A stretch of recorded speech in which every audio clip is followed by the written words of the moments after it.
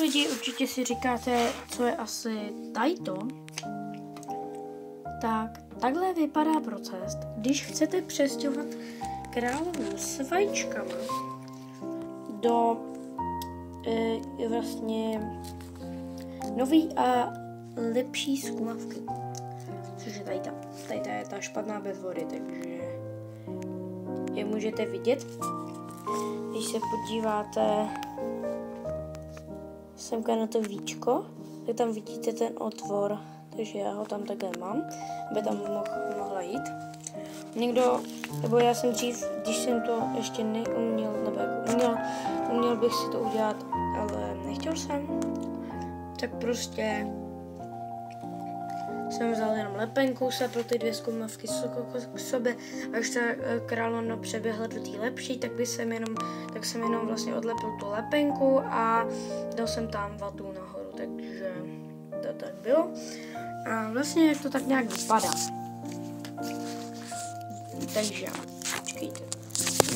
Ježišimáně. Počkejte chvíli. Jak se dělá teda takhle to víčko? Vemete vrtačku, taky si nějak asi položíte tu víčko. Tu vrtačku vyvrtáte semka díru někam, provrtáte to skrz na skrz a pak jenom vemete vlastně, čekajte,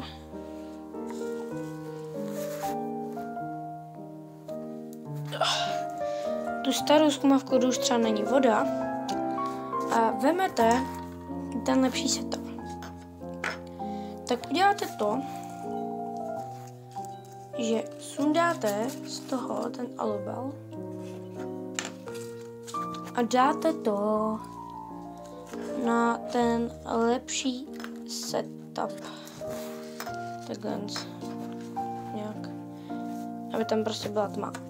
Tak už jenom vemete, máte takové víčko a teď si to dáte nějak tak dovnitř, ještě vám řeknu. Nebo vlastně já si jdu.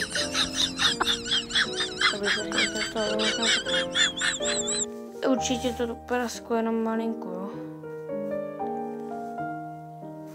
Ale to musím říct, to nemakneme, tak možná tam bude menší vlhkost. Takže si to tak nějak vymete. Co to je za zvuky? Když si to vemete, doslova to jako kdyby...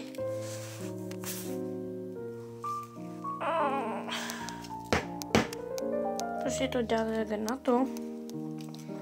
Pak vemete tu starou zkumavku a takhle to dáte do toho a máte to.